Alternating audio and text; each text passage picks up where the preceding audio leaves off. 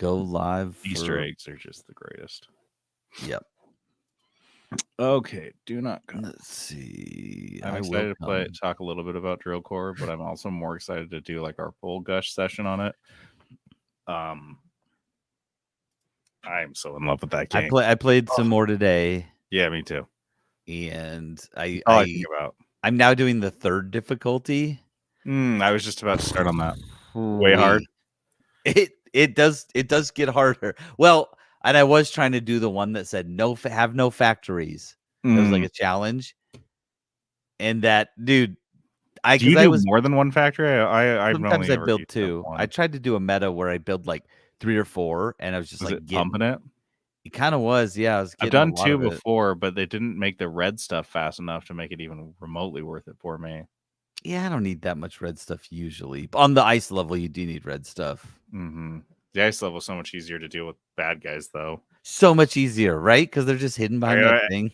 I feel like the next time I play on ice level, I'm not going to have any gunners. I just don't need gunners at all. It's just going to be 3 carrier guys and the rest, like 13 miners. It's like, oh, pile of miners. Yeah, I always do 3 carriers because it pisses me off when they get behind. All right, we're live, so yeah, let's do it. Let's see. Yeah, whenever you're ready. This week's Pokemon card thieves steal wait, do it again. Wait, dude, you got too loud and it cut your audio off. That's okay. Do you have the steal yourself a job clip? Yeah, ready? Of course I do. Okay. Yeah. On this week's Pokemon card thieves steal themselves another job. Sony reveals an utterly unaffordable new PlayStation, and Microsoft is doing another big round of layoffs in the gaming division. This all sounds terrible. That's because it is. You just logged into the 3-Bit Gamer Show. Welcome to the 3-Bit Gamer Show. I'm JD.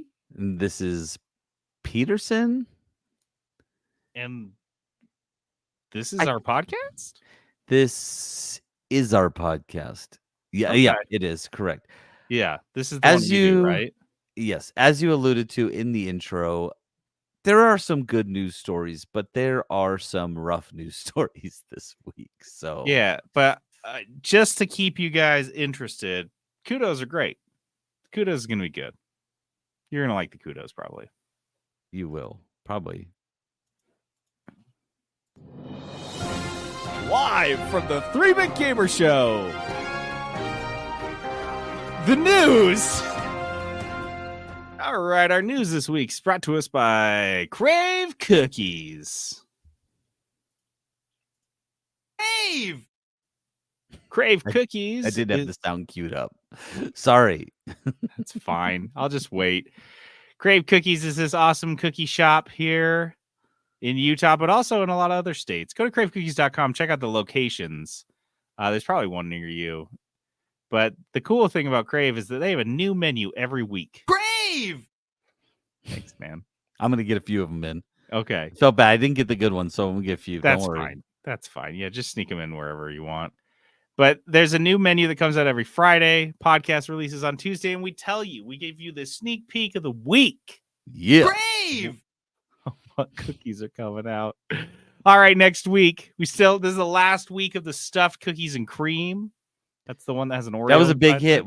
They said that one is a big hit. That's the one I crumbled up into ice cream. I used my ice cream maker. I made a batch of ice cream, and then I just took the cookie in my hands and just went, and it made the most amazing. It tasted like a cookie dough Oreo ice cream. Oh my God, absolutely phenomenal. Yeah. Also so next week, the Flintstone classic, the Recess, which is, I think, got a bunch of peanut butter in it.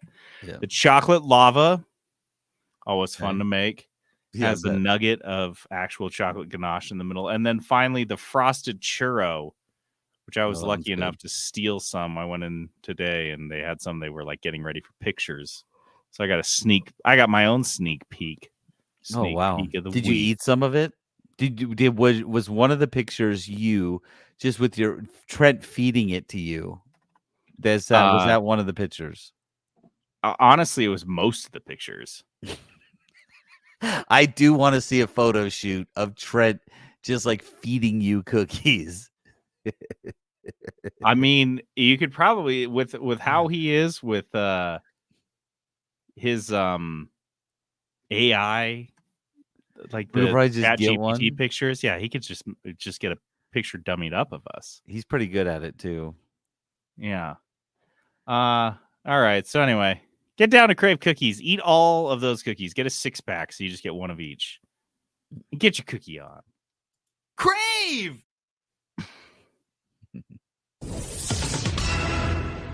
After a year of stubborn idiocy, Unity has finally canceled their runtime fees. Are you serious? I thought they had, and I guess probably because we reported on this last year when they did all this shit. This whole thing with Unity, and I think they picked up a couple blursties for it. And their did they fire the CEO? The CEO and president John Riccitiello resigned. The Unity Create boss Mark Whitten, he just quit this June. Left with a golden parachute to the tune of like $800,000. Man, I can't wait. I just wouldn't that be nice? Yeah. Wouldn't that be nice? As if you do such a poor job, you get to hang on for an extra 10 months, trying to like nurse your failures, and then when you're like, I can't, you just cut your losses, and your losses are almost a cool $1 million. Yeah, easy peasy. I mean, I can mess up if do I have to mess up and then I get 800K? You fail upwards. I'm pretty good at that. I can mess up. And if you remember, a ton of developers that use Unity, because Unity is a game engine that a lot of, especially indie developers, rely on to build their games. And Unity just went for those guys. It's just straight out of Newsies. It's like these guys watched Newsies and they saw Robert Duvall's character and they're like, that's me. That's who I want. He's good at his job. We should do that. He's right. The Newsies should pay an extra 2.5 cents for 100 papes. That really that would make us richer. Anyway, so back in September after the, riot that they faced, they reversed a lot of the changes, but maybe we did report on this. Maybe I'm not giving myself enough credit, but they retained the runtime fees. They still had them. They just like made a lot of changes to make it more acceptable, and no one bought it. And obviously a ton of developers jumped ship. And so most recently, CEO Matt Bromberg does sound like a dude that would come in to replace John Riccitiello. I'm Matt Bromberg. I'm kind of different, but I'm basically the same guy. He wears a different color t-shirt. That's it. Yeah. It's like, so he writes in a blog post that they're getting rid of the runtime fees entirely, which seems like they're using this to cushion the blow because they're increasing the subscription prices. Yeah. For this. And so instead of being like, so they like hung on to this to like get rid of it. Like they were throwing these guys. They're like, oh, we'll help you out a little bit. We'll throw you a bone. But we're still going to jack up the like we got to do something to recoup all that money we lost. So this quote from the blog post is pretty funny from Matt Bromberg. I've been able to connect with many of you over the last 3 months, and I've heard time and time again you want a strong Unity and understand that price increases are a necessary part of what enables us to invest in moving games forward. But those increases needn't come in a novel and controversial new form. I'm sorry, 3 months? How many people did you talk to? Or are you just living under this like general illusion that CEOs are inordinately busy? Bitch, I've seen how much Elon Musk manages to tweet. He is the CEO of 3 companies. They are not a busy people. They got time. But this guy spent 3 months basically really looking and digging deep among the remaining consumers of Unity's products, looking for somebody to justify keeping the runtime fees. Who works that fucking hard to take away something that has already been proven unpopular 9 months prior? But you have to spend 3 months talking to people to confirm what the entire fucking internet told you last year. Tons of devs left, and they publicly decried this. So like, if you remember that, people were shooting it down left and right. They're like, I've never made any sort of statement ever publicly before, and here I am saying, fuck Unity. Those people left, and he's still going back to the few people that we gotta know. Unity's like, hey, do you guys like the runtime fees? do you guys like him? You guys like him? And they all just were like, no. We're just stuck with your engine because we 3 used months it later, too long. after this guy probably got on 5 calls, if we're being honest, knowing how self-important CEOs are. After these 5 calls told him to pound sand, the runtime fee is fucking dumb. He puts out this blog post in which he pats himself on the back for arriving at a conclusion that we all knew he should have done 12 months ago. What the fuck is going on in corporate America? I just can't wrap my head around some of this shit sometimes. The question I have is, why wouldn't you kind of do this straw man poll before you decided to roll out the runtime stuff? Why wouldn't you do that before? Because why wouldn't you be like, idiots. hey, We don't need let me their run opinions this by on this you? shit. Like, it's so stupid. He's like, yeah, they roll this out, and then they're like, we're gonna see if it's working or not. Like, you already have the consequences of rolling it out. You should have done your due diligence beforehand, and then kind of come in there and said, no, this is a bad idea. Let's not do. This happens all the time. This is why I say the industry's failures are largely as a result to poor project management. Like, they just make decisions. They just don't stick to timelines. They do whatever they want, whether people say it's a good idea or not. And then they're like baffled why stuff isn't working. Why was it so expensive to make this game?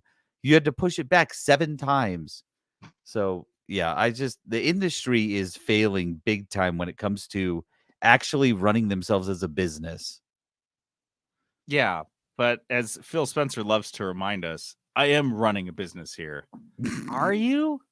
Like, I mean, technically that's true. You're running it into the ground, but like, yeah, like you're running it, I guess. People are getting paid. People have salaries. Technically, you're paying taxes and employing people. Yes, you are theoretically running the definition of a business. Yeah, congrats, guys. You're all running video game businesses. Way to go. Anyway, so yeah, I think it's basically this whole blog post was a big long. We're sorry. Let's hope this works. But I don't know. Maybe next time don't wait a year to quote unquote listen to your customers. Dude, even by the best, most generous thing is he had all that. People were leaving, jumping ship. The CEO fucking had to resign, and shame. Like legit shame. And it still took you 9 months to jump on a call with any of your customers to ask, hey, what's going on? What do you guys think of our product?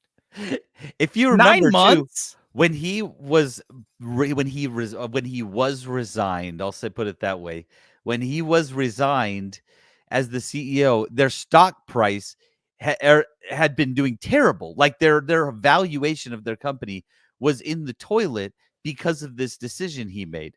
That was not the catalyst for them to change this.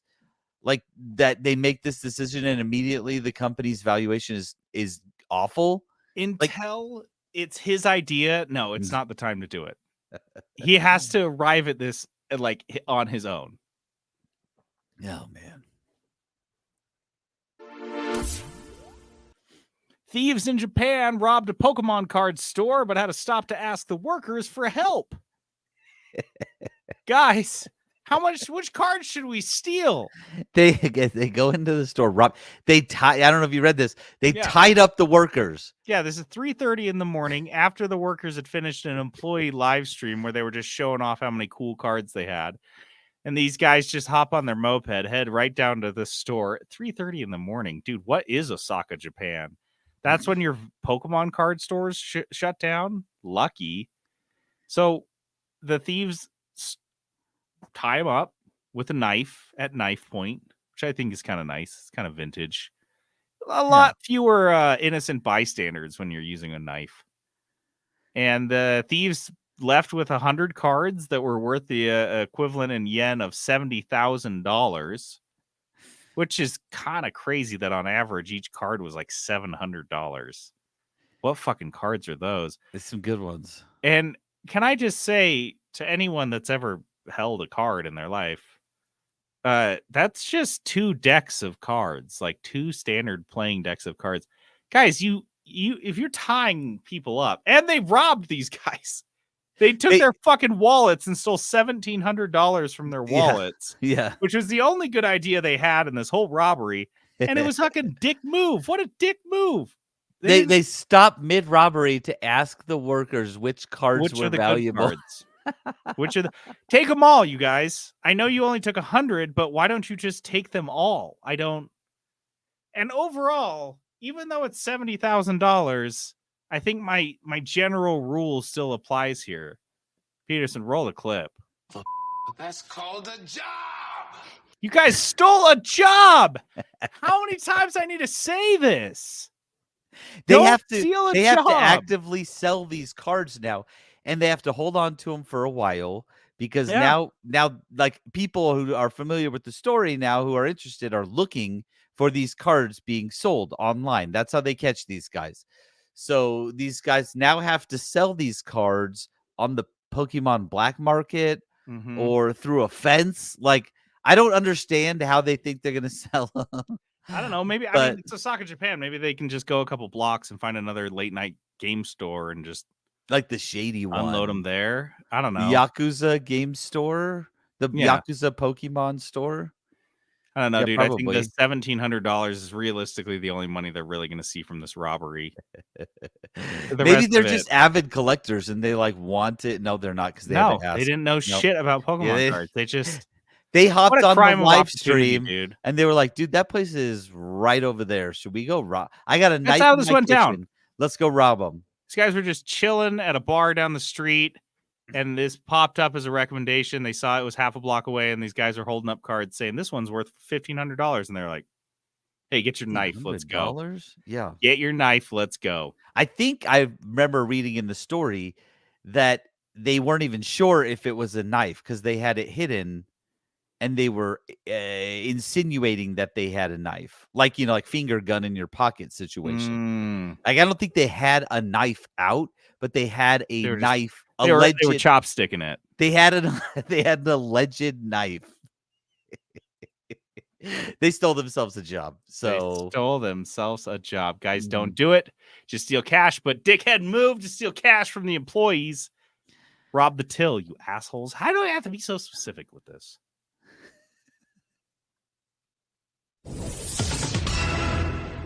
Sony has announced the PlayStation 5 Pro for the low price of $700. What the Here we go again. Shit. Here we go again. What year is this? What are we doing? 700 guys. Have you seen the economy?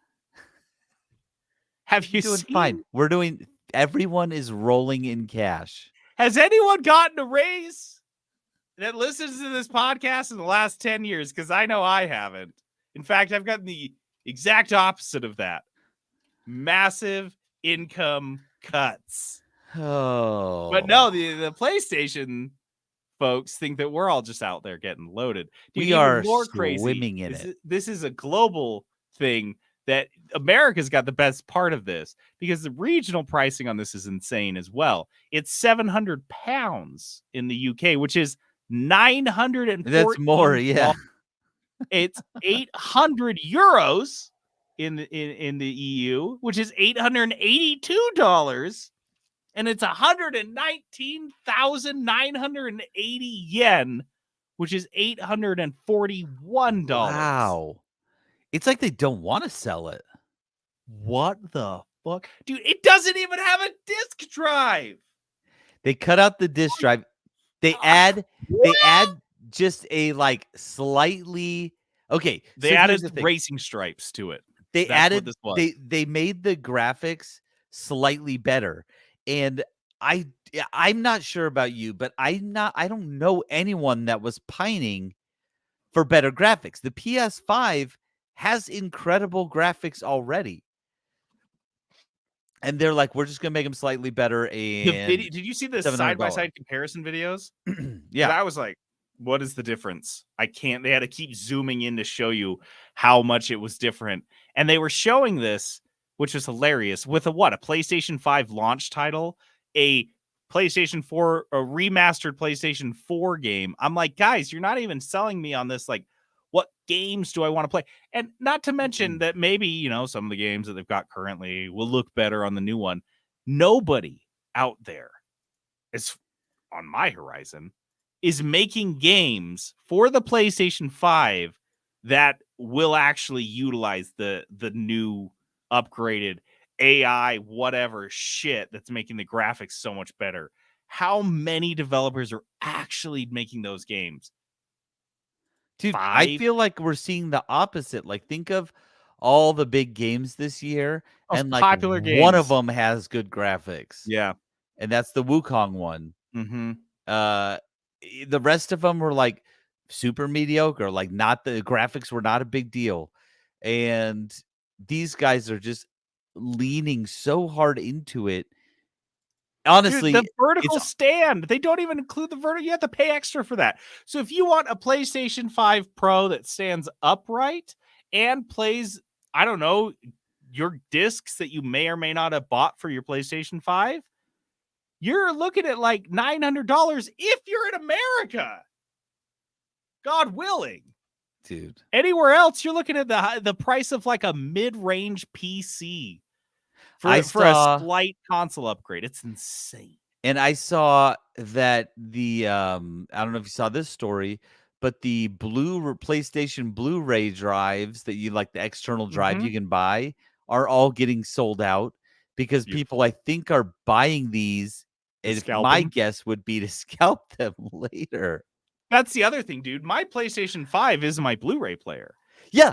No, Am I exactly. the only Like, one that does that? no. I honestly, we've got a PS4, and I just move it from room to room Yeah. if I want to play a disc. So I just use it. what are they fucking thinking getting rid of that? That is a huge function of my place. That's why, and like you said, my PlayStation 4 served that function, and now my Mhm. PlayStation 5.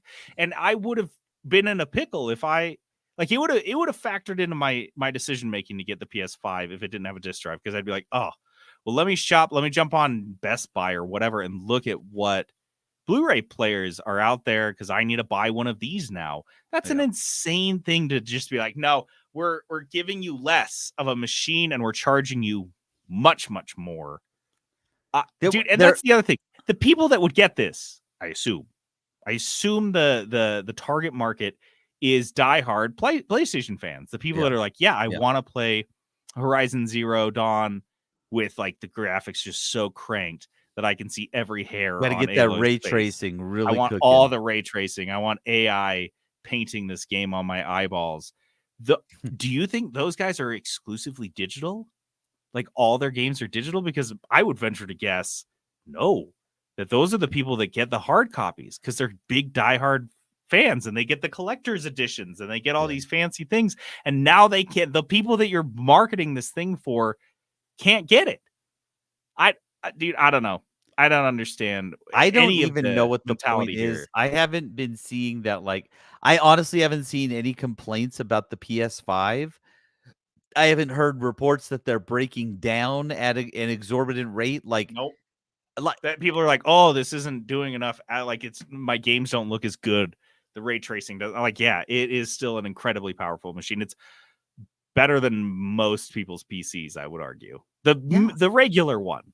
Well, and this feels like what they're trying to do is move it towards like the PC type of market, because I bought this pre-built PC and it doesn't have a disk drive Mm-hmm. because on PC you don't use that many disks, right? No.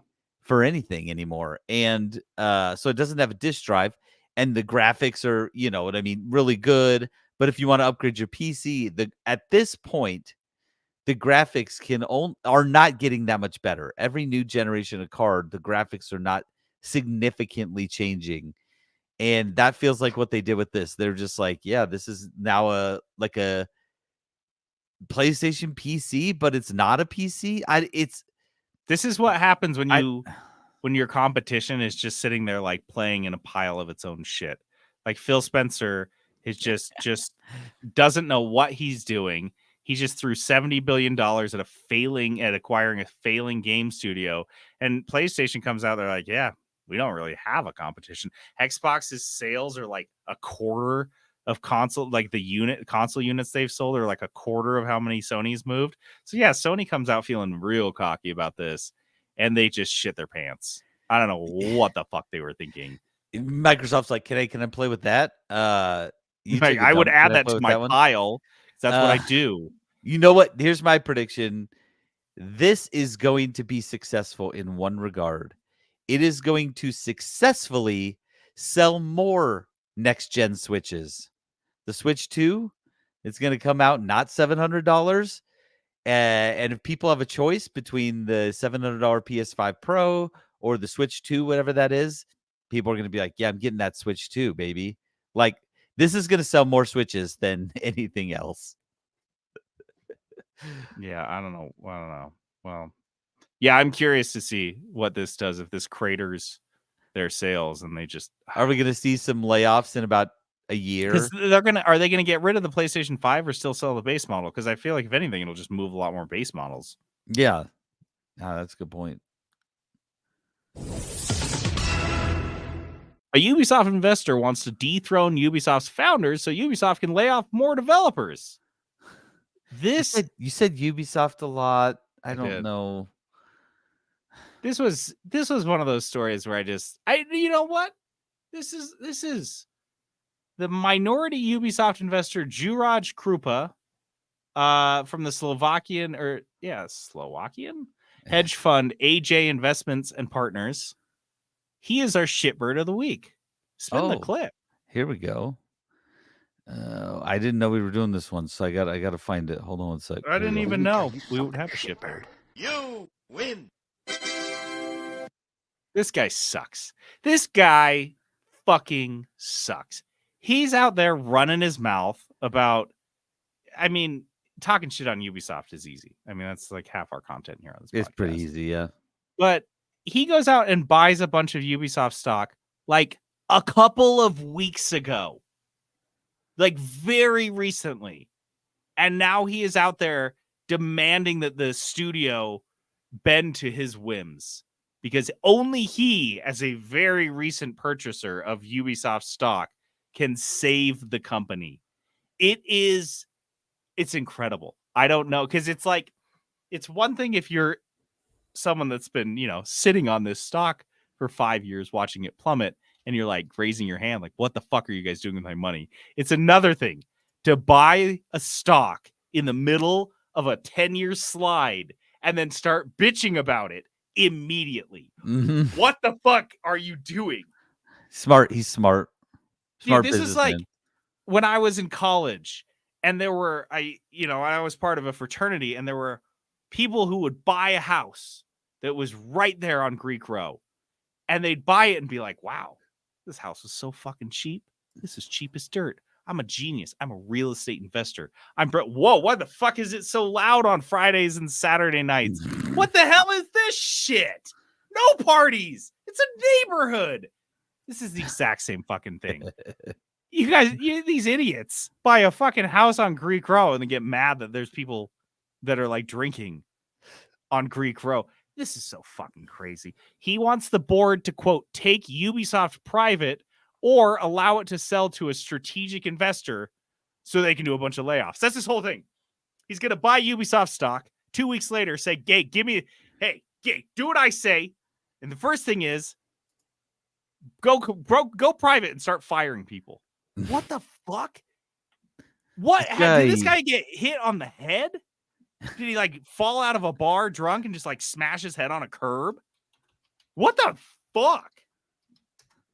So his plan is to use the French minority law to collect enough shareholders to start a proxy fight and initiate the sale process of Ubisoft to increase shareholder value for all shareholders. Is this like, he's like flipping a house? Yeah, that's what it sounds like he thinks he's doing. Wow. Isn't this crazy? This is crazy. What a fucking asshole. I find myself in the position of defending the Guillemos? What the fuck is that? They don't know how there's the first thing about running Ubisoft, and they definitely know just universe is more than this moron. They're better than Juraj Krupa. What is this guy? Actually, it's What a fucking idiot. Also, I'm looking at pictures of Juraj Krupa, and he is yeah, I Dude, could see this guy making that. he looks like a dude you'd see poison himself on live television during a trial for war crimes. That's what this guy fucking looks like. Oh my gosh. He looks like if you took who's the actor who plays Gollum? What's his name? Oh, I wish you hadn't just asked her. I would have known it. It's Andy Serkis. Andy Serkis. He looks like if AI took Andy Serkis, morphed his face to Gollum, and then you tried to have him morph it back, and they would come up with this guy. He looks like if Andy Serkis was Gollum. I don't know how else to explain it. That's what he looks like to me. This has got to be the dumbest guy in the history of video games. Like we mock people like Phil Spencer and John Riccatello and even Randy Pitchford, and somehow this guy makes them all look like fucking Einstein. Honestly, I'm reading through this article, right? I think he really has something against the Guillemot brothers. Mm-hmm. First of all, I didn't know there was more of them. There's 5 of them. There's 5 of them. I didn't know that. Yeah. I just knew about Eve. No, they're just the bros. There's 5 bros forever. And this guy has something against them because he says he wants to take it away from the Guillemots, the Guillemot family, the Guillemots, like 20 times. That makes more sense. He cannot. If this is like a deeply personal thing, that makes sense. But what a fucking asshole. Is he because he's got some weird vendetta with these douchebags? He wants to take over their company and fire a bunch of people. Who's that hurting? They don't fucking care. By the way, if you take it private, they're going to get a huge chunk of fucking change. They own 30% of the goddamn company. If you buy it from them, they're going to be like, oh, boo-hoo-hoo, into their giant wads of cash. These guys are already swimming in it. What an asshole. What a fucking asshole. Play Honestly, the shitbird clip again. I want to, come on. Okay. And let me tell you something, shitbird. You win. What the fuck? Also, I do think Juraj Krupa is some sort of like Mission Impossible villain because he is a member of, if you're looking, he's a member of the Slovakian parliament. Yeah. And he's doing stuff like this. Like, I feel like I feel like in a couple years we're going to see some stories about him like smuggling weapons into Slovakia. You know, I don't know. So this guy's doing something. I don't like this guy.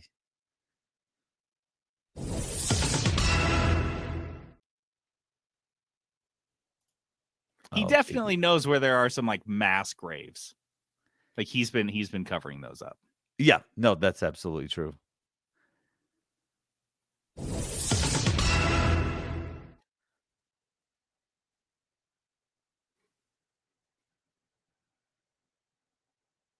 I did the sound. Did you not hear it? No. I'm going to do it one more time. Ready? The entire Annapurna team has resigned, leaving their partners scrambling. This is fucking crazy. This is crazy. The Annapurna Interactive team of 25 individuals. This is the publisher. So these guys aren't like developing games, but the people that are developing games rely very heavily on them for getting their games to market, doing marketing, publishing, you know, the traditional role of a publisher. And they were negotiating with the, I guess the owner of, let's see. Yeah. So this is the publishing division of the Annapurna Studio, which is owned by Megan Ellison, who is the daughter of Larry Ellison, the guy who founded Oracle. I think he's from Utah. I don't know. So Daddy just gave her a company, and she decided to play hardball with them because they wanted to spin off this studio, I guess, to do their own kind of thing. And she said, no, fuck off, pound sand. So they're like, hey, cool, bye. And just it all as a whole just resigned. All of them. That's crazy. This was led by the president, Nathan Gary, 2 first names. I always like that. And I said in a joint statement, this was one of the hardest decisions we ever had to make, and we did not take this action lightly. And so, I mean, they're scrambling now because all those studios that are making games with the assumption that these 25 individuals are going to help them get their game out there. Yeah, like the people who've already signed the contract with Annapurna, they're like, I'm sure Megan Ellison has the technical know-how though, because owning the company makes you a genius just by that's true. We do by know default, that. because how We else know could you that. own it if you didn't understand every single aspect of it, and if you weren't able to do everyone's jobs?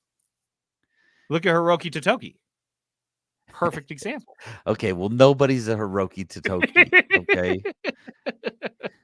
No one can do every single job at their company. It's ever that In fact, I did see a tweet that Hiroki Totoki has already reached out to Annapurna to see if he could fill a number He's of like, those I could openings. do 13, maybe 14 of those roles. If you've got, some bandwidth, check it out. Okay, here's the other thing about this lady, Megan Ellison, that I'm reading. If you Google her, it doesn't say, oh, she's a video game anything. It says she's an American film producer and entrepreneur. Like, does she even know what she's in for? Does she know what this market even is? The video game production market? It doesn't feel like she even has like her foot in that market. She just jumped in because she wanted to jump in. I don't know. This is a billionaire privilege. You just get to do random shit. Like, He's it like, doesn't fucking do this. matter. Yeah. You just feel like doing it, and you just like, oh, I just want to buy Twitter. Haha, YOLO. And then you just do it. Oof. I am very curious to see where this goes. I'm curious to see, because I feel like this guy wouldn't have done this, Nathan Gary, if he felt like they could clean up after them. Like if there was like some this is a mic drop, you're fucked kind of a thing he did. I assume this, and this isn't the first thing that has upset this team. No, that's what these guys have been. They've been pushed to this point, and this by was a the know last straw. nothing. By this woman who doesn't know what she's fucking doing. Imagine how frustrating it is to get into a sit across from a negotiation table from someone that doesn't know what the fuck they're talking about. It's got to be just maddening, infuriating. I honestly, I was thinking, this made me think about it. Like, I do kind of wish that the American people had more the ability to do this type of stuff more. Like, if your company's just doing a horrible job at multiple things, just everybody be like, let's just all quit, and everyone quit. And like, if we could all do that, that would be amazing. Yeah. You know what I mean? You see it at like fast food joints. You see it at GameStops occasionally. Yeah. But yeah, I think we should just have more of this. If you guys could do that, it's just generally make our general economy work better. Like, and I'm not talking about like striking, because striking's different. Striking's like, you don't want to come back here. This is this is like, this leave. company shouldn't exist, and we are going to make this company not exist anymore by just leaving. People work so hard to make stupid rich people slightly richer. It's just so fucking sad. Come work with me at Crave Cookies. It's more rewarding, I promise. All you do is make Trent a little richer. It's fine. Maybe, not really. It all goes to Trent's lawyer. You make Trent's lawyers a little richer, because you help Trent pay his legal bills. You work at Crave Cookies, Trent gets to clear his legal bills. It's perfect.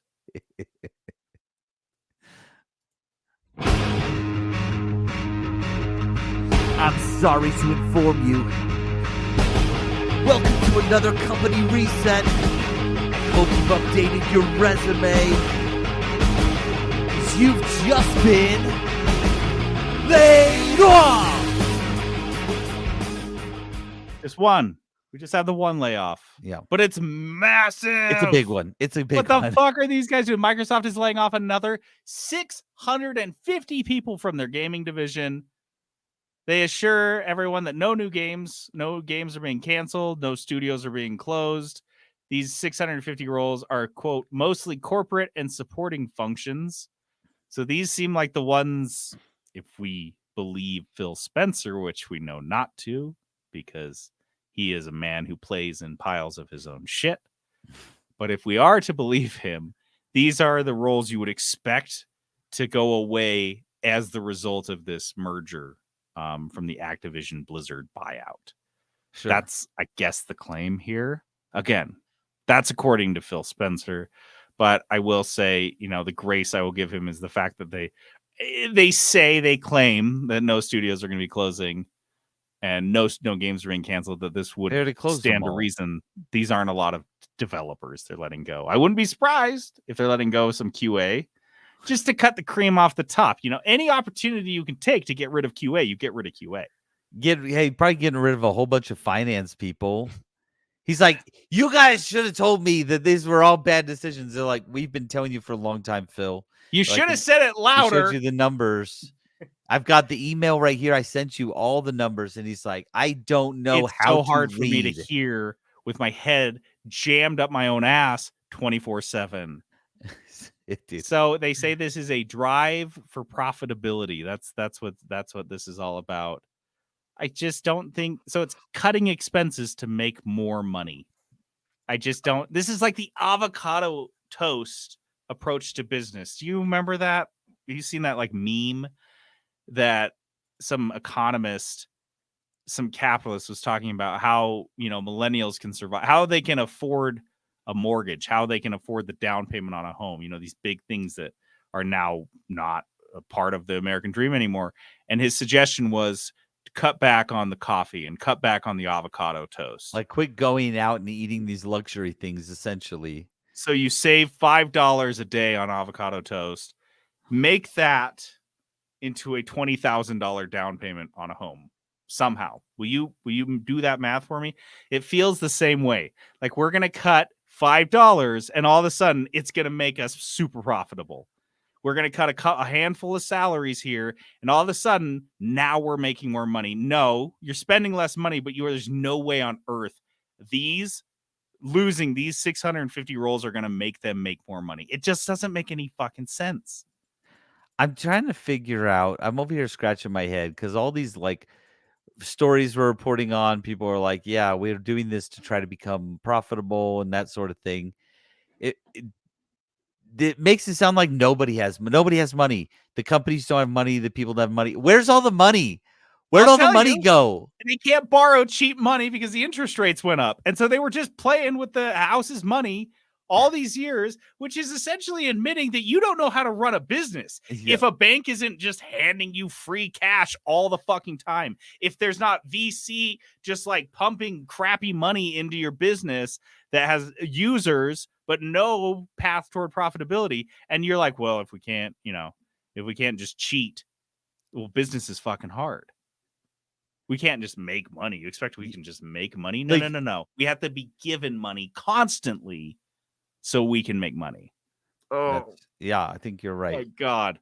Because now that all this has stopped, everyone's like, no one has money anymore. Where's all the money? It's all dried up. Did it ever exist to begin with? Or was it all just on paper? I'll tell you where all the money is.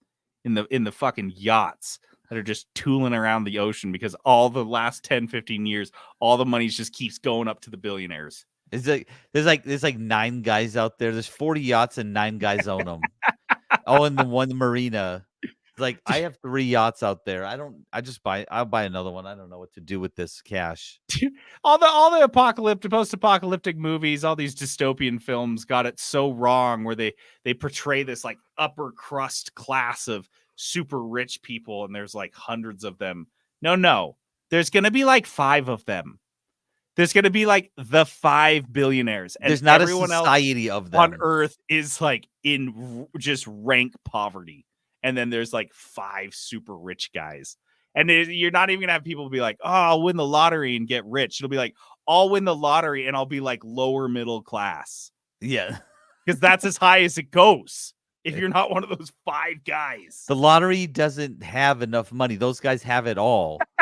Half the money from the lottery just goes to one of those 5 guys that owns the lottery. Yeah. He's like, thanks, idiots. I love the lottery. Is great. The lottery's so good. I don't have to do anything. Just get it.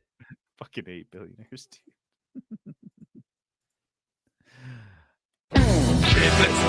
Riblets. All right. Here's some riblets. They're like news stories, but not all of them. Not the whole. There's like a full rib, like a big rib that leaves you like satisfied baby back and ribs. happy. This is like the mini cupcake of ribs. Oh yeah, there you go. It's like there's like a cake, cupcake, and then mini cupcake. This is that. It's Yeah, just so leave you wanting tiny. more. First one Maybe. up here, first riblet is Tony Hawk claims that he is talking to Activision again. I Alright. think what happened is through this merger and all the cluster fuckery of it is that we lost some Tony Hawk momentum that we had from them remaking 1 and 2. He was speaking on Mythical Kitchen. Is that a podcast? Is that a YouTube channel? I don't know what Mythical It's Kitchen a thing. Yeah. So he's talking on this thing, and he says, quote, I wish I could tell you more, but I can tell you I've been talking to Activision again, and we're working on something. It will be something the fans will truly appreciate. Now, there's one person that I trust. If he says the fans will like it, it's Tony Hawk. He does seem to be in touch with what people want and like. So he seems very down to earth. We love Tony Hawk. Tony Hawk stories are like one of my top 5 favorite stories, that celebrity stories that I see. No one knows what he looks like. Great. They just know his name. Which is like funny because I feel like guy. he's like distinct looking. He's not like one of those guys who's like the most average looking person you've ever seen. He like has a look. Yeah. You can he looks like Tony Hawk. Yeah, like he's got a look. I don't know. I'm stoked. A new Tony Hawk game, maybe. Yeah, it's gonna be good. I think I could use that in 2024, 2025. Flappy Bird's creator claims no relation to the new crypto Flappy Bird revival. This is twisted, but whatever. The Flappy Bird creator was always kind of like, didn't give a fuck about Flappy Bird. He made it like a weekend and it took off and he didn't really monetize it. And then Nintendo came after him because it looked like Mario. And he's like, I don't fucking care. Okay, take it down. Like he just didn't care. Like he wasn't like riding the high. He wasn't like, oh, I'm famous now. Now he's just like, okay, well, I'm gonna start my own company and sell it to China. And in so being this flippant, he also didn't like patent or trademark Flappy Bird. So 10 years later, this like random shitbird crypto company comes out of nowhere and like patents or buys the brand, I guess, the name, the trademark, and they revive the game for iOS and Android. And they're like, yeah, we're going to release it, which again, I don't know how they don't get in trouble with Nintendo for that. But no, it's just another crypto scam game. It's just a promo for their crypto coin. And so Doug Dong Wen, who is the guy who created Flappy Bird, gets on Twitter. He says, no, I have no relation to that game. I did not sell anything. I also don't support crypto. Good on you, Dong. His name hilarious. is Dong Win.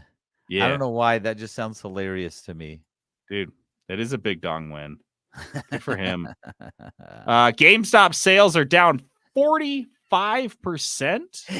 for the second quarter. Not great. Not great. Amounted to 798 million this year. Last year, quarter 2, they were 1.16 billion. So that seems like quite the dive. Just diving. They However, lost the B.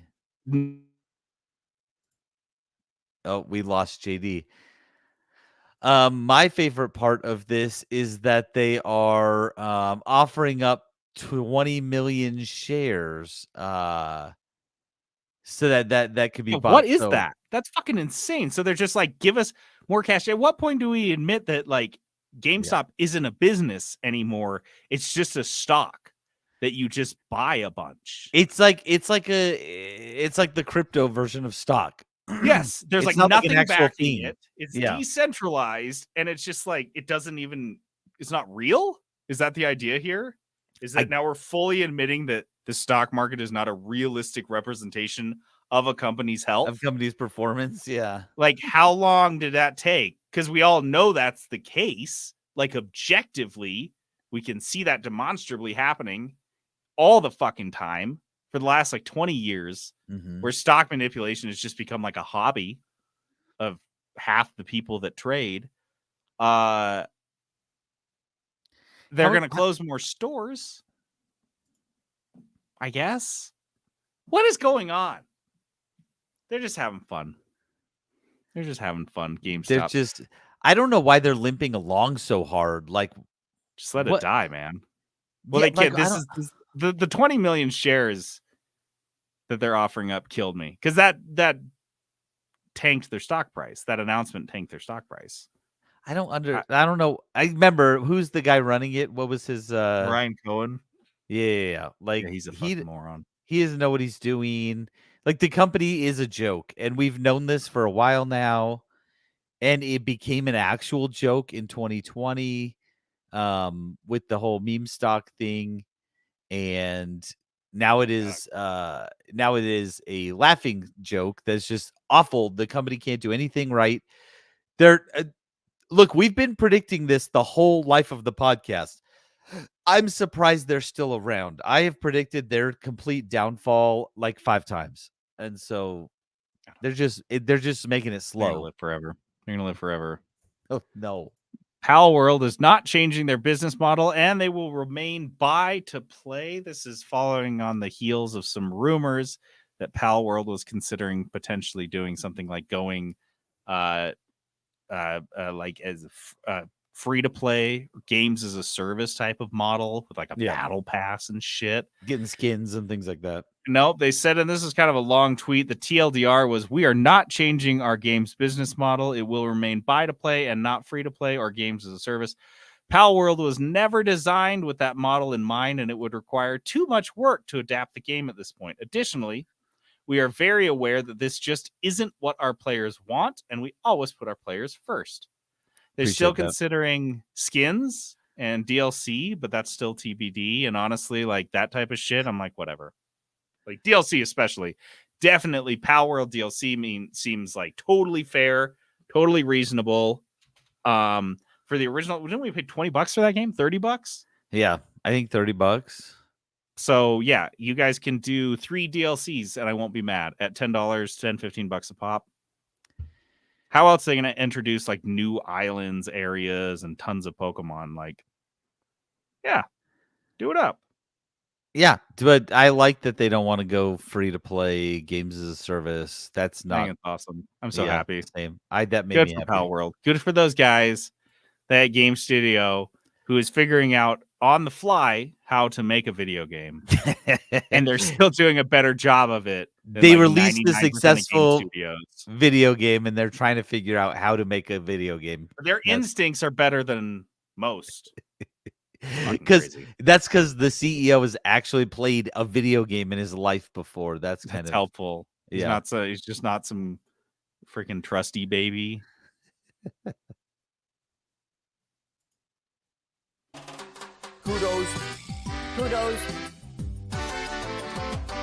Kudos. All right. Time for some positivity. I like it. And I have a Fudos. Do you want me to go first? You do yours first, yeah. I have a Fudos for something incredible. And I will admit that if you guys have listened to this podcast for a while, you may be aware that I am a huge fan of breakfast cereal. Though in the past like 8+ months or so, I've just been out on it. He quit because cereal. I had a steady supply of Crave cookies for free. And so my sweets, my late night snacks were all cookies. You didn't need them. Yeah. And they're, I mean, like objectively better. Crave cookies is better than literally any like breakfast cereal I can get. Except for chocolate checks, which is my number one. That's nothing beats it for me. So but good. Yeah. But they closed my store and I had nowhere to get Crave cookies. So in my desperation, back to I went cereal, hunting for my methadone, which is in this case more breakfast cereal. I was at Target and I keyed in on Kit Kat cereal. I thought, and I stared at the box for a while because usually I don't go for gimmick cereals. Yeah, I definitely don't go for candy cereals because I'm like, ugh. Most of them are really bad, honestly. Yeah. Because I fall for them every time. I'm like, I gotta try that. That sounds crazy. So I try it, and I've learned my lesson. I hate it. As an ardent consumer of cereal, I've learned to avoid those types of things. But I just had a feeling about this, and Kit Kat seems hard to go wrong. So good that I finished the box in like 3 or 4 days. Went back to Target today. To get more, and they were out of it. What? And I almost pitched a fit. My Smiths always have it. It's so popular that my Target can't even keep it on the shelves. This shit, if you guys know, no one remembers these because even my sister didn't remember and she liked them. Sun Chip Puffs. They were these amazing didn't know Sun that Chips they had existed. about 3 or 4 years ago. And it's essentially, if you imagine a Sun Chip and then you puffed it up like a cartoon, like poof, you inflated it. It was like essentially like 4 cylinders kind of next to each other. That's how this is. Yes. So I guess the cereal form factor is kind of like the cereal version of a Kit Kat bar, like a four bar. And it is so good. It tastes good. The texture's amazing. The texture is a deal maker for me because I like it. I like the texture a lot. It like that's a big deal in cereal. But it's got crunchiness to it, but it still like melts in your mouth. Yep. Oh my God. And it's chocolatey as fuck, which is why I think you like chocolate checks. Yeah. I it's like very chocolatey. Yes, and it's that chocolate flavor that I like. It's not like Cocoa Pebbles, which I don't mind, but it's not that same chocolate flavor. No. It's a different chocolate flavor. It's like they just drenched it in cocoa powder. Kit Kat cereal, if you see it, if you like chocolate cereal, this is, oh my God, second to none. This is for me a top all-timer cereal, and I've only had one box, and I just know. Sometimes you just have it. If you've eaten as much cereal as I have, you know when you get a good one. And Kit Kat cereal is a fucking good one. Do your body a favor. Don't eat this for breakfast. Okay, this is a dessert cereal. No. Yeah, put this on top of ice cream. That's where we're at on this shit. Yes, this is absolutely a dessert. I've got these little tiny bowls that are like a half bowl. Yeah, I use that for my dessert cereal because, like, I eat it dinner with a tiny little spoon. And I don't want to eat a ton, but like I want a little desserty treat. Cereal always fills that gap for me, so that's what Kit Kat cereal is great for that. All right, Peterson, you have a kudos. Yes, my kudos is very weird. Let's see. Yesterday I was at a wedding in the middle of nowhere in Oakley, Utah, and my kids call me frantically. Oh no! I'm like, what is going on at home? And they're like, Dad, the fridge broke. The freezer's broken. It's not freezing anything. So I'm like, okay, we'll take everything out, put it in the freezer garage in the freezer. I'll figure it out. Like, what do you want me to do? I'm like an hour and a half away. So anyway, I today I'm like, okay, how do I fix this fridge? I tried to fix it. I did a couple preliminary things myself. Obviously, it didn't work. I'm not very handy. And so I called this company. It had really good reviews in my area. So I was like, I'll give them a call. And I typically don't like calling companies with like a name. I want it to have like a guy's name on it. Like, Joe's Plumbing, right? You know what I mean? Totally. I want like a guy's name on it. But this was called iFix, like the lowercase I and then capital F. One word, iFix. So I was like, ugh. But they had great reviews. So I call them. And I'm like, hey, my fridge stopped cooling things off. It's not cooling anything off. The ice is not working. And so he's like, immediately he goes, first thing, what model is it? It's an LG. How long have you had it? Probably 8 years-ish. And he's like, okay, it's your compressor. He warmed me over the phone. I'm just over the phone with this guy. Like, it's your compressor. And I'm like, okay. And he's like, 90% of the time with LGs, their compressor, it's a known issue. 13 years they've had this problem. They don't fix it. So it's a problem. We know about it. Here's what it's going to cost you. If it's on warranty, the part is $300. We can get it for $300. We come out. He's doing this all without looking at the thing. He is not coming out. He is just like telling me, he's like, it's $300 for the part. After everything's said and done, we charge $800, like straight up $800 after tax. It's like 8 something. So that's what it's going to cost you. I'm like, oh geez. Okay. He's like, and then he's like, if it's on warranty, obviously it'll be a little bit less, but usually it takes between 4 days and 2 weeks to get the part in. Either way, I'm booked up till the end of the week, so I could come out Monday next week. And remember, my fridge is broken. Like, I don't have a fridge. He's like, come out Monday next week is the best we can come out. And I'm like, okay. And I'm asking him all these questions, right? Okay, if the warranty, what does that look like if that happens? How do I do that? How does this? He's telling me all this information. I'm on the phone with this guy for 10 minutes. He's just sitting there giving me all this information. And I'm like, man, you've been super helpful. And he's like, I've been a member of this community for a long time. I just want to help people out. I could send my technician out there and charge you $100 to tell you exactly what I'm telling you over the phone, or I could just tell you over the phone and save you money. He goes, in fact, Wow. if you have other questions, here's my name and my phone number because I called like the office. Here's my name and my phone number. You can call me. Questions are free. That's what he said. Questions are free. And he ultimately landed at, remember, this is a repairman. Ultimately lands at, you probably just need to buy a new fridge. As you can get a new fridge for, $1,200 if you're like on the cheap end. And, 10-year-old fridge, that's about how long these things last. So something else is going to break in a couple years anyway, probably. So he is like completely like not trying to earn my money. Does that make sense? Yeah. He's just trying to earn my trust. He is not trying to earn my money at all. He at no point tried to like, oh, we'll send somebody out. I could get somebody out there. Not even a little bit. He was like, which usually is that's what they do, because then they get just like a clean $300 just for showing up. Yep. And he was like, no, I'm not going to do that. I'm not going to make you, I'm just going to tell you this information over the phone. Dude, I came out of it like, this was awesome. Like, people, you don't get a lot of companies like this, a lot of guys like this who are just gonna like give you everything for free and then tell you not to hire them. He even gave me the number of a different company that might be able to get it done sooner. He's like, if you want to get a technician to come fix it, call these guys. He gave me a different number of a different company, and I was like, this is the type of people you want to do business with. Dude, that's awesome. Do they operate? Is it exclusively up north? Yeah, or he's just up up here. He's just up here, up north. Kind of a smaller company. So that it's rare that I have a phone call with a technician where they're telling me I'm gonna have to spend, $1,500, and I come out of it like, yeah, you know what? Like, thank you. You know what I mean? Like, I appreciate.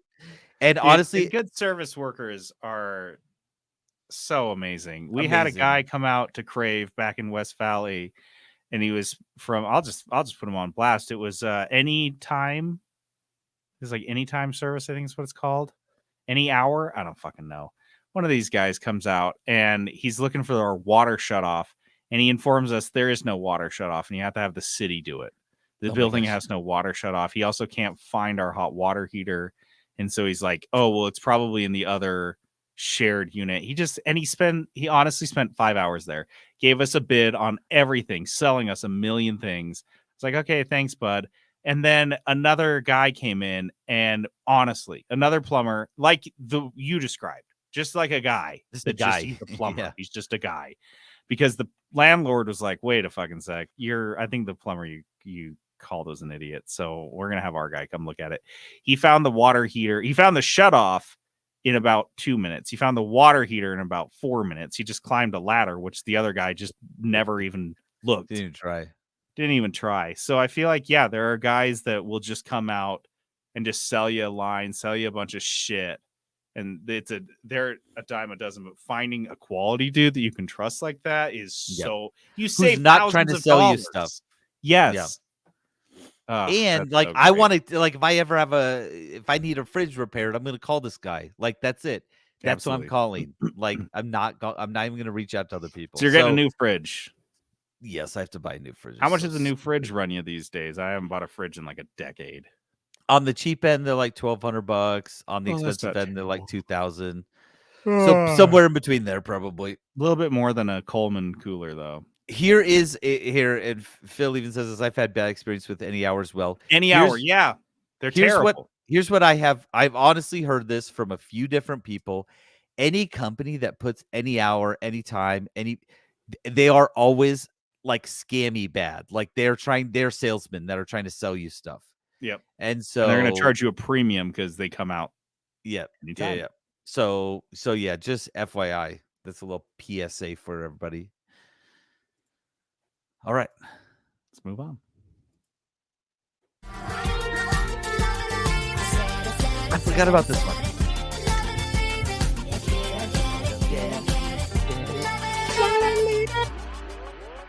I forgot about that one. We kind of stopped running it after we did the time loop episode. Which honestly, I forgot about One of that. our finest hours. If you got Honestly, it was such a trolly episode. It's so funny to me. It was such so a troll that I couldn't. We all had to had do it. so much extra time during the pandemic that we were able to put together a legit, like, mostly scripted episode. It was like 90 minutes I of forgot scripted about content. that. So good. That was So good. amazing. If you guys haven't heard that one, hit me up. I'll find the link for you. But yeah, that is just pure gold. We got the whole podcast got trapped in a time loop, and that song was the impetus of it all. And the best part was that we weren't if multiple people thought were just like clipping it and replaying what we had already Nope. said. No, we were fully redoing it. So No, yeah, that I put that funny. on like the trophy case That's of pretty this funny. podcast of like 300 episodes. That one is top 3, hands down. That was fun. Love it, leave it is this segment we do where we talk about things we like and dislike about certain aspects of video games. And this week we are talking about balance, game balance outside of multiplayer games. If you've heard of the term game balance, if you've talked about or read about game balance, it's almost exclusively referring to multiplayer games and the balancing of how they work and making sure that it's a fair experience for both parties involved in this competition, which makes sense. However, after I played Drill Core, spoiler alert, we're going to be talking a lot about Drill Core over the next coming in a future episode, yeah. But one of the big things about Drill Core that I really appreciated, and I made me kind of think about this in other games I've appreciated, is the balancing of the game and how it's balanced when you come in and it is a challenging game. It's a unique style of game that if you haven't played the prerequisite Wall World and Dome Keeper, you may be a little bit unfamiliar with the kind of the meta of it. But I think the brilliance of it, and I think what's always interesting to me about non-multiplayer game balance is that so often, especially for us, it's balanced by a handful of people, if not one person or two people. Think about it this way, that Stardew Valley, this amazing game, sold millions and millions of copies. Millions of people have played it and loved it and enjoyed every aspect of it.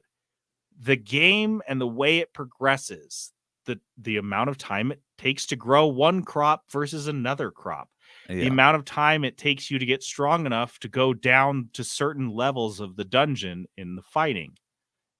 That was all balanced, and the way that progression rolled out by a single person. And sure, there was testing, and sure, there were alphas and feedback that people gave on the game, but ultimately that came down to one person balancing that game. And I think that's fantastic. I think it's wonderful. And I think that I wanted to just discuss what makes that work or what makes that not work sometimes. So Peterson, and just go. If you've got to love it, if you got to leave it, whatever you got, just shout it out. I'll start with the love it. Okay, so I wrote down when my handwriting's hard to read sometimes. When the options that you get are balanced, so balanced that there is no meta. Because metas are one thing that really bother me in games, especially when there's like a strategy type of game, when you've got a ton of options, deck building games, games where you're putting together like a crew. Like I just played Midnight Suns, and one of the huge things that people give kudos to online is that every combination of 3 heroes that you could use feels unique, but also it doesn't feel like there's an imbalance. Like it feels like it feels like they should be playing together. And so I love it when a game has so many balanced options to where there is no meta. The other games that came to mind are Undermine. We played Undermine. There's so many ways to play it. And like I beat You're never going to play it twice the same way. A number of times. Yeah. And I didn't beat it with the same type of build each time. And Balatro was the same way. Like different decks might have had a meta or like an optimum build, but you're probably not going to get it. Yeah. And so you'd have to be clever in your deck building on how you were putting things together. And games like that, and as you alluded to, that's so much easier said than done. If you've played a good board game where it feels like the cards are balanced and everything's balanced, that's because there were s- it- hundreds of hours of playtest where they were fixing this one thing, like tweaking it, then going in and trying it out, see how it worked. Tweak, go in, try it out, see how it works. Because rarely do they get lucky on their first try and be like, yeah, we just did this and it all worked out, right? And so there's so much balance to it in odds. There's balance in the cards themselves and how they function together. Yeah. And when like I said, the meta, if there's a meta in a strategy game, it pisses me off. And the one game that just had so much potential for me that did such a horrible job at balance was Hearthstone. I loved Hearthstone. I love it. But you had to play it a certain way. But if you were playing against other people, like if you were playing the PvP, if you weren't building a meta deck, you would lose. 100%. I tried a bunch of times and like I would talk to Spencer because he was way into it. He's like, dude, you just got to go online and look up the deck builds. And I'm like, what's the point? Like, I don't want to do that. I want to build my own deck. But if you didn't, then it was over. Right. And so, and I would play, especially later on when I'd log back in and try to play Hearthstone. Just it was unplayable because everyone had some sort of meta and I didn't. And so I would just get crushed. So that was one of my love it's and a leave it, I guess. I have a love it. I love, and I'm a simple man. I love paper, rock, scissors. I love that setup of balance where it's just like one thing beats one thing beats one thing. And I don't know, there's certain builds, I think like in FTL, for example, that like one thing is good against this, not as good against this, but if you do this, it's good against that. Yeah. I love the setup in like Pokemon, for example. There's a lot of paper, rock, scissors in Pokemon. It's just the simplicity of it, and I think it avoids, because it's so simple, it avoids kind of what you were talking about a meta developing in the game, because you kind of got that constant, like, I guess it's kind of a meta. I don't know. I just like the paper, rock, scissors setup. What else you got? Okay, I'll leave it is when there are gameplay mechanics or rules in a game that unintentionally get exploited by the player base to break the game. One and honestly, it's a balance issue where just the people developing it didn't think about it. And one example I like to use in this is a board game actually, Ticket to Ride. If you've played Ticket to Okay. Ride, that's a train game where there are routes on the board that are coincide with a certain colors, and you have to get those cards and play those and put your trains down, and you're trying to complete routes like LA to Salt Lake City, right? You're trying to complete a route to get extra points. Well, a fun game. It's a great game. It's a lot of fun. It's a very good beginner game if you want to get people into board games. That's one you use. Well, I started playing online when I was in college because if you buy the game, you get essentially a pass to play their online version. And when I would sit in my classes, I'd just sit there and boot it up on my laptop and play a little Ticket to Ride. Learned that there was a game-breaking meta, which was wait, you get a certain amount of points when you play a route. So if you play a route that's one tile long, you get 1 point. 2 tiles was 2 points. 3 tiles was 4 points. 4 tiles was 7 points. 7 tiles was right 14 points, right? So like get up. Um and so I quickly learned that the strategy of the game is not to complete several routes. You take the minimum number of routes and then you never draw any routes ever again. You complete those routes. And here's how you play Ticket to Ride. You want to win? Here's how you play. You would play against your family. You're gonna win if you do block. this. No. Don't block. If you're playing Ticket to Ride USA, there's going across the map. There's routes that have 6s, and 6s are worth 15 points, I think. So there's routes that are 6 things long. You complete your 2 routes that you have to take right away, and then you just collect a buttload of cards. And the buttload of cards you are going to claim those 6s. But you're going to claim them bam, bam, bam, bam, bam. 4 turns. You're going to claim all of them. That puts you out of trains in 4 turns. No one's ready for that, because once you have less than 2 trains left, everyone else gets 1 more turn. So they're sitting there playing the game normally, picking up more routes. If you don't finish a route, you get negative points. So you are playing those 6s, getting 45 points if you play 3 of them, 45 points, and then you've ended the game, and you'll crush everybody. It's not even hard. That was not a plan when they built this game, when they made this game. So that's what I'm saying with balance. When there is a mechanic in the game, like you get some points for playing a route. If you can exploit it to break the game, and now it's just a different game. It's just like collect cards to play these routes as fast as to play these specific things as fast as you can. You've ruined the game, and I can't play Ticket to Ride again. They won't play. My family won't play with me. They can't. Well, and you're describing a multiplayer game, and we're just talking Right. player. And so that's the thing, is that in the multiplayer game, if you find that great game-breaking bug and you have like whatever form of sociopathy that lets you draw satisfaction from cheating to win, this is like hackers in video games, then at least you're getting that. Like, you're like, oh, I'm gaming the system. I'm like using this game-breaking bug to win. But in a single-player game, when they have those types of things, totally ruined.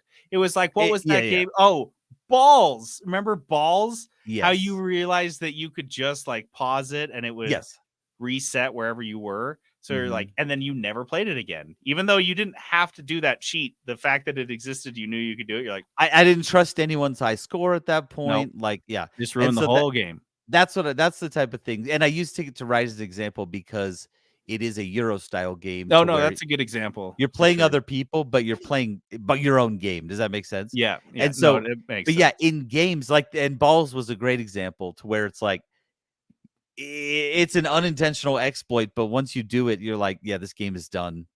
Like, this game's not even fun anymore. One thing I don't like, leave it for me on game balance, is when the game is punishingly difficult without a reward. It's like not rewarding at all, just punishing you.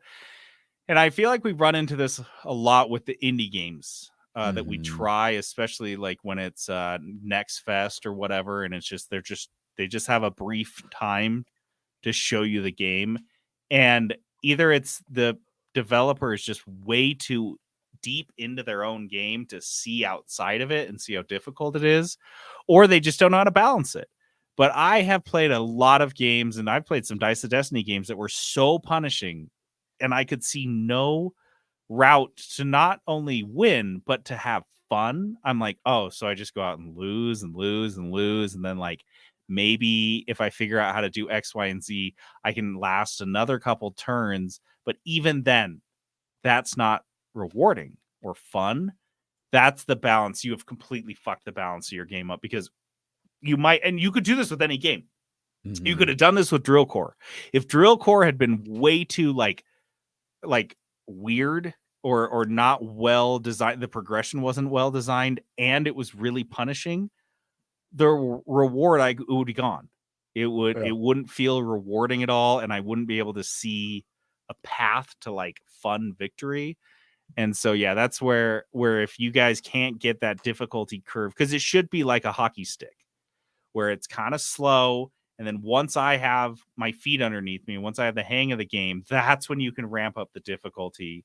And I think Drill Core has done a great job of that, because the first level you play, you're like, dang, I'm rocking these monsters. Like, fuck these monsters. I'm so good at this game. And then the second level, you're like, oh, fuck. Oh, I'm getting hurt all the time. They're just killing my core the whole time. They just killed the whole platform, and wow. And I think, FTL is a great example of this, where I couldn't, unless I was playing it on easy, I couldn't get past the 5th jump level or whatever for a year. But getting to the 5th level was so fun and so rewarding. It was enough for me to keep pushing and doing research and reading about how to play the game better and learning and practicing. And now I can beat it on the medium difficulty. But that was because it was rewarding enough to get the same thing with Frostpunk, which is very, very punishing and difficult, but it was rewarding enough to get me over that hump. Right. And when games can't balance that right, you lose me in the first 10 minutes. My biggest example of that was a game I played called Alina of the Arena. Okay, I remember that. On paper, I was like, man, this game is awesome. And the first few levels, I was like, I am obsessed with this. Then you beat the first boss, and the difficulty ramped up so hard that I would get to the second boss, and I couldn't even understand how you were supposed to beat it. Oh. And I was like, well, now and so I just quit playing the game. I liked the game. I thought I was going to put a bunch of hours into it.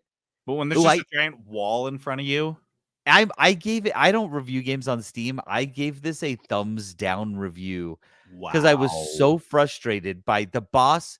Second boss, first boss beatable. Second boss, I couldn't understand how to beat it. I even looked online and I was like, that's impossible. So yeah, I'm with you on that one. I just got to easy love it. Okay. When you try out a new strategy and it just clicks, it just works.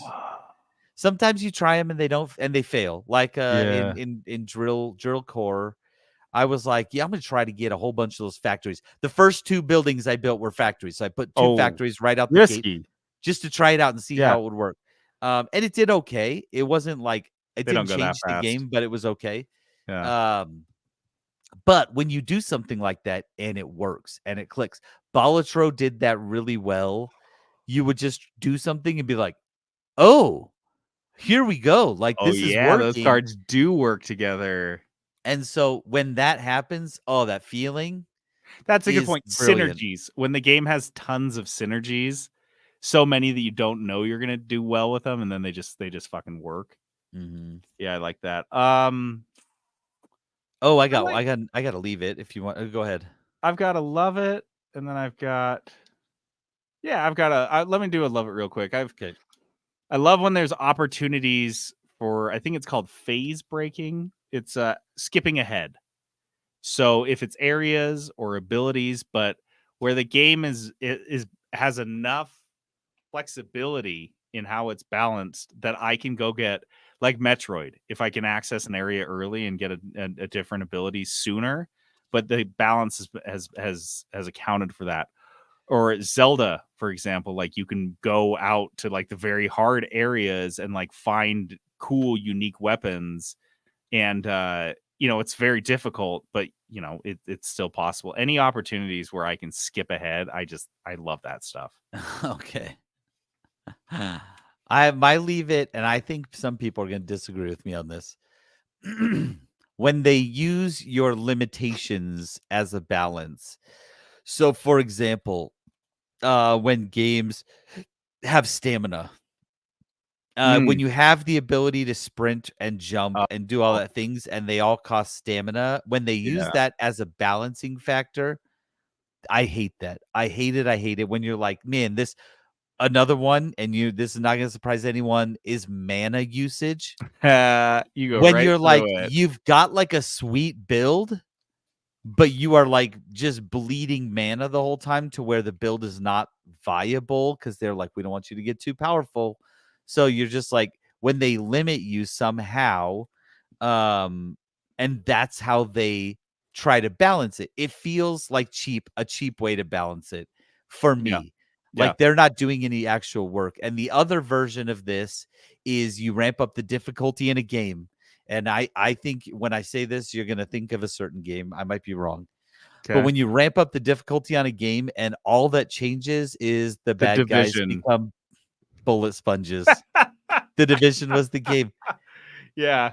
You ramp it up a tiny bit and you have to shoot the same bad guy. He's just a human.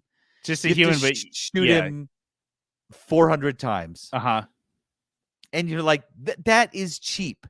That's not like a way to ramp up difficulty. That's just cheap. You've just increased their health bar. That's a you really didn't make good the one. game any more fun So that's like a horrible balancing mechanic that I'd say lazy devs use.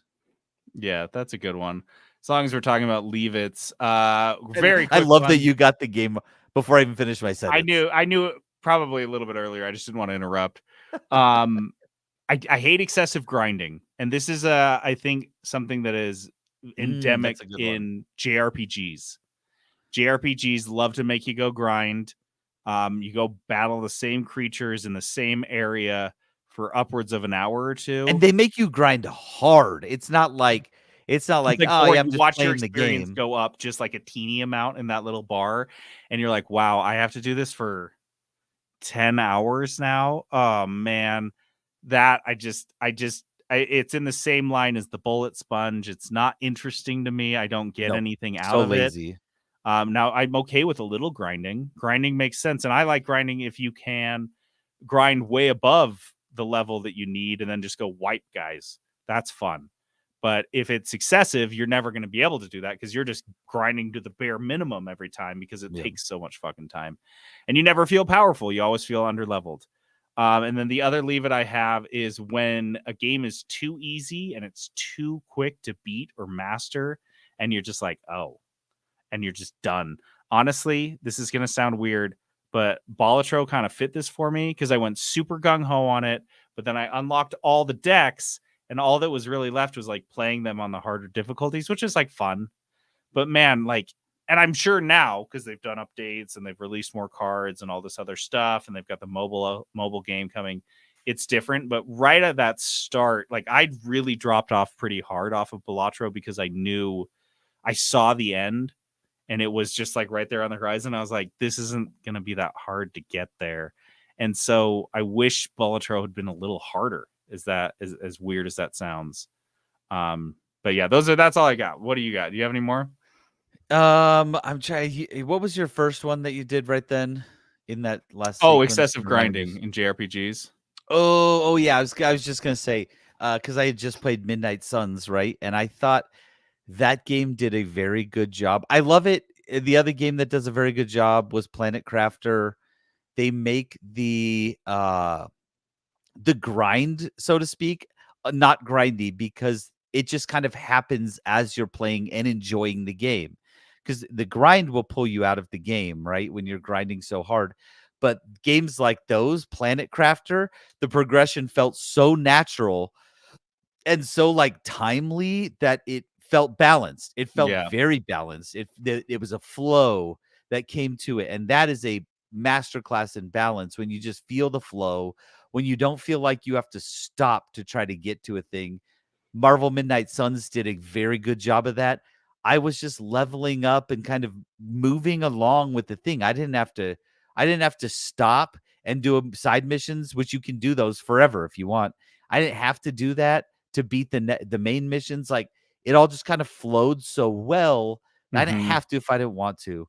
And that is a huge plus for me, especially when you have when you get older and you have limited time to play games. I don't want to spend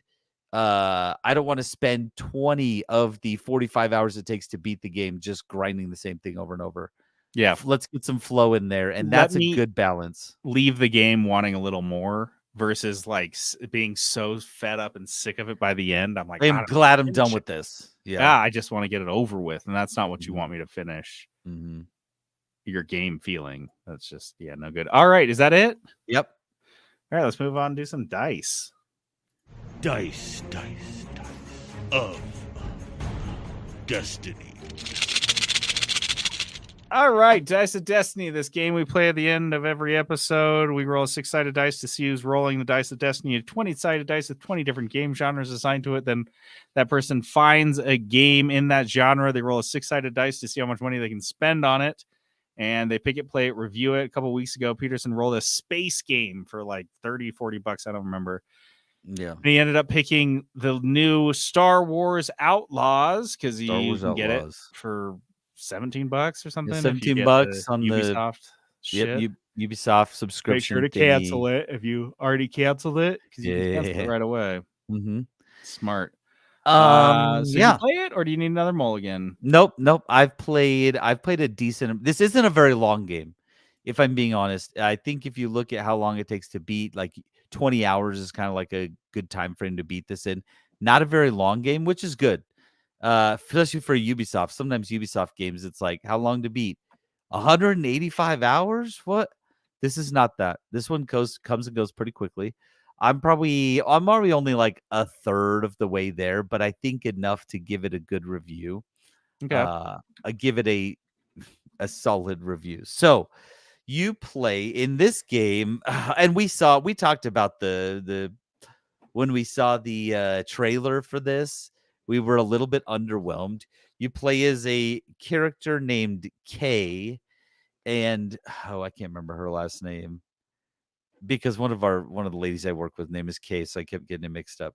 But you play as a character named Kay. You are, in my opinion, they probably, I don't know, who knows, but in my opinion, she's like a very generic white lady. Mm-hmm. We're in the Star Wars universe, right? You could be an Be alien. anything you You want. could be anything, and you're And you're just like just the some like lady from Provo, Utah. most generic looking. Yeah, just like video game. Like this could be a Lara Croft game. She's just very generic looking. And so you're playing as Kay, and you start off, you are a fledgling thief. And you have with you this you've got this cute little, I don't know, kind of like creature with you who just kind of slinks around and he hangs out with you. It's like your version of like a cat, probably. Your pet's name is Nix. You always got to have a cute. That's a cute apparently the robot or Disneyfication of Star Wars is you always have to have a cute sidekick. So you've got Nix, and Nix is pretty fun. What I'll say first and foremost, this is a very Ubisoft game. It feels it in some regards, it feels very Ubisoft, and it feels like they took a lot of elements from other games and made a pretty uninteresting game. The story is pretty generic, albeit it's pretty interesting, pretty fun. You start off on, you remember the casino planet in Oh yeah, one of the new Where they steal the horses or whatever. Yeah. You start off on that planet. That's kind of fun. At least we're doing something there. It feels Ubisoft. That feels like a setting that Ubisoft would really kind of hold on to. They would really like that because you're like it's all rich and like everyone's scummy, but you're in the like underbelly of that city, and you're this underdog, and you got to escape the planet because you get on the bad side of the big mob boss, the underground mob boss guy. And so that's who you are, and you get off the planet. Oh man, okay. The first part of this game, if I'm being totally honest, is not fun. I did not really enjoy it. There was it's a lot of stealth. You're stealthing around this town. You're going through this city. Stealth. The one thing Ubisoft always does really well is they make the environments cool looking environments. The city you start off in feels alive. There's conversations happening and like characters hanging around. One thing that was fun is you can send your little Nix, your little alien cat, to go do stuff for you. So whenever there's like any policemen or stormtroopers or anything like that, you can send Nix to go rob them, and Nix will climb over and steal stuff out of their pockets and bring them over to you.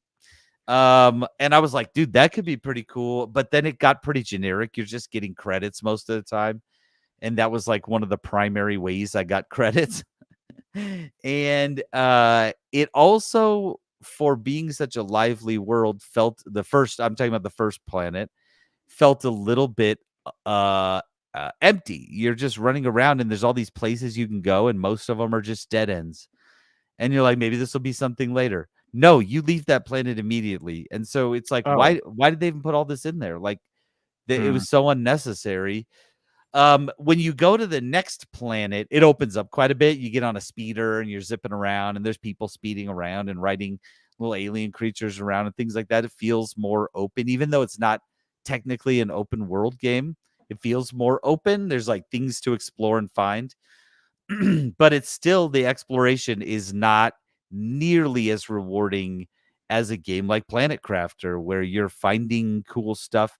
you're just finding pretty like you're You finding think you'd be finding awesome shit. Like, I'm Nope. looking, like, at least the environments here Yeah, that the we're watching on environments video look look amazing. sick, and you're not Just finding anything remotely you're interesting. just finding little like empty data pads that you can sell and stuff like that. Like it's Ugh. nothing. You're not finding interesting things. There is like I did find one like like a story type of item, but again, it was super uninteresting. Ubisoft is not great at writing like a really compelling like narrative on page like that you're gonna read.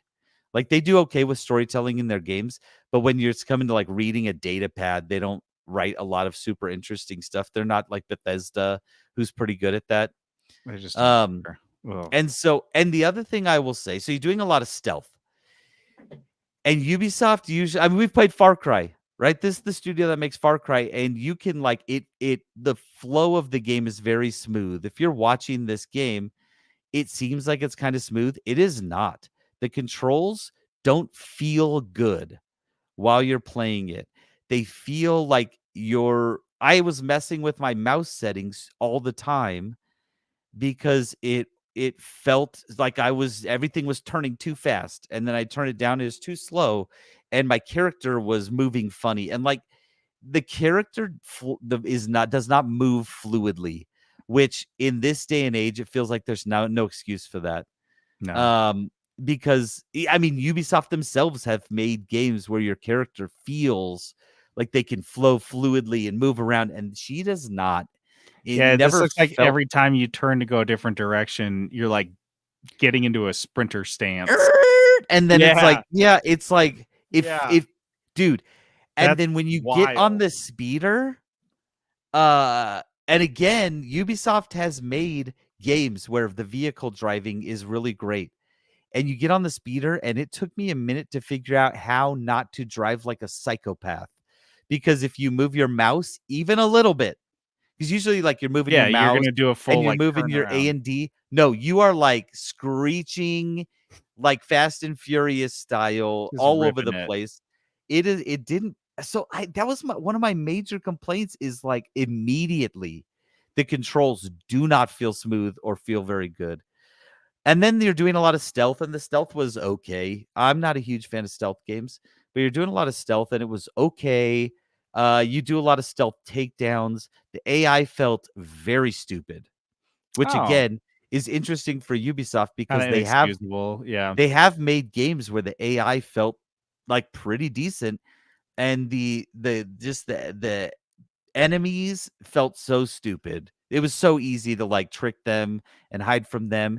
You use your little alien cat to like go distract, and they're just like, "What's this?" And they're like so happy to look at it, and you just run up and punch them in the head from behind, and they're out. And Ugh. so like so many of the things, it It's just it's just felt middling. It's, like, very mediocre. 1,000 that is the perfect description of this game. Everything felt like you'd done it before, and it was done in a mediocre way. The only thing is that it is cool looking. Like, you're in a Star Wars world, and it looks cool. Uh, the other thing that was middling is the combat feels really middling. You always have a blaster, and you Mhm. always have grenades, and their grenades are not hard to come by. You steal them from almost every stormtrooper. You just Um blast people with them. and so you just sit there and like shoot your blaster, throw some grenades. But every time you get into like a fight, like a scripted fight, there are explodey red barrels everywhere. You're just like blasting barrels constantly. I'm like, oh, look, it's a fight zone.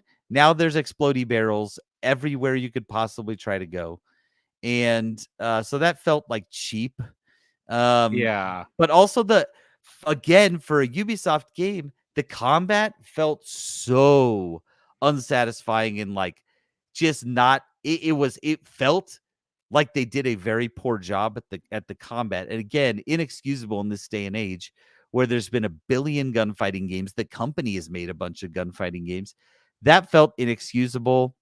Um, so the gameplay itself was the downfall of this game for me, but, like, everything else was kind of interesting. The world was interesting, the story was fine, it wasn't original, but it was fine, right? Everything felt pretty good, but I saw myself getting lost a lot. I felt myself just not being super. I didn't feel excited when there were bad guys. Like, oh, here we go. Like I'm gonna murk some guys. Ever. If it was very unsatisfying to kill anyone, you can pick up weapons. So you've always got your little blaster. You can pick up a weapon that a guy drops, like a cool sniper rifle or something like that. And you cannot keep it in your inventory. If you do something else, What year is this? if you crouch, your character drops This is it. like a 2005 game feature. If you climb, your character drops it. And so you're like, what, you can't just do a secondary gun. If you run out of ammo with that gun, your character throws it down and drops it. It's over. And so yeah, I don't know. Just so many of the things felt unsatisfying. It could have been an amazing game, but they took a weird route with it. They also did like a lot of stuff that reminded me of God of War 4, which is good, but they just didn't do it as well, right? There was no loading screens.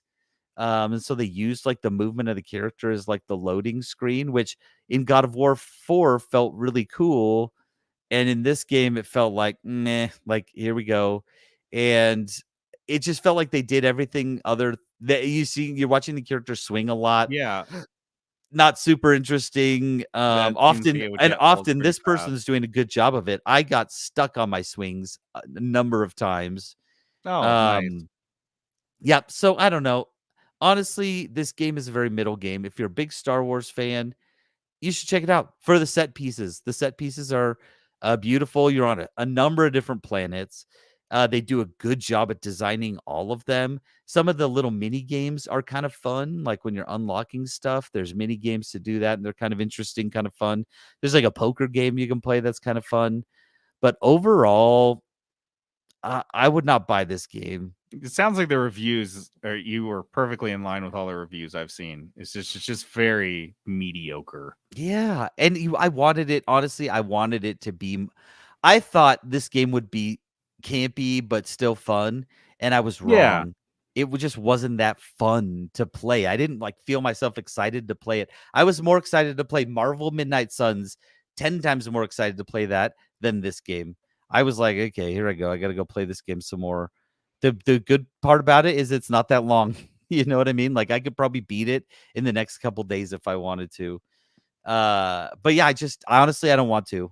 This Don't wanna game's go not back. fun enough to play. There's other stuff out there that's more fun that I'm having more fun with. This game just, yeah, honestly didn't do anything great. It didn't do anything horrible. Like it didn't feel like the worst game I've ever played, but didn't do anything great. So Star Alright. Wars Outlaws, Don't play it.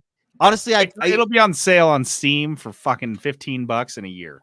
every Ubisoft game that's not a massive hit, and you don't even have to wait a year. You have to wait, honestly, like 3 more months, and you'll see it for $30. This game just made me sad. If I'm being 100% honest, I'm sad. I wanted it to be a lot cooler and more We interesting, called and it's for a just a little sad. Ubisoft Star Wars game about 5 years ago on this podcast when we were like, yeah, just when EA still held the exclusive license, and we were like, let's just get it out there and see what people can do with it. Well, this is what they can do with it. They This is didn't what we're gonna Ubisoft get. this game. They didn't. If you would have given me Far Cry Star Wars, I would be having an amazing time with this game. And this felt like Tomb Raider, God of War, Far Cry, Assassin's Creed, Star Wars, and none of it was done well. So all right, well, let's get a better one. let's get a better one. You wanna go man. evens? Yeah, I'll go evens, you go odds. Okay. Sorry. Okay, it's a 3. This is me. All right, you're up. All right, let's go. Let's get it. Let's get a good one. Let's go. Come on. You are rolling like a psychopath. Terrible. Right Platformer. Can I use Drill Core? All right. That now. Drill is. Core is not a platformer. Yeah, you do it on a platform. You have a quite literally, you have a platform. Yeah, I don't know how it could be more of a platformer game. So that one is off, and EGS free game, an Epic Game Store free game. Oh man, that's a good one. That one could be painful. Could be bad.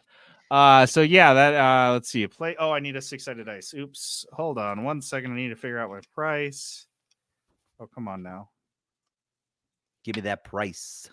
$40. Okay. Oh, if you can find a flat platformer for more than $40, I'll be shocked. Yeah. Platformer. Okay, cool. Well, that's sweet. I'll have that picked out for us next week, and I can stop playing Drillcore for half a second. You won't, though. I won't. I can't. That is it for us on this longy late night. So to play us out, we've got the K-Vest song from Star Wars Outlaws. The music is very good. It sounds like a mix between like a hip hop and Star Wars music from like the new era of Star Wars movies. Yeah. All right. Well, big shout out to everyone that dropped by on our YouTube on the live stream. We stream on Mondays and Monday or Sunday night usually. Patrick, Phil, Steven. Is that Steven, right? Yeah, Steven was on, yeah. Yeah, so we had a bunch of people drop by. So thanks for coming by and saying hi. I'm gonna come. Right. You guys came. I love it. I'm JD logging off. And this is Peterson going AFK. Do not come. Now I can play it. Do not come. The way she says it too. Do not come. Do not come.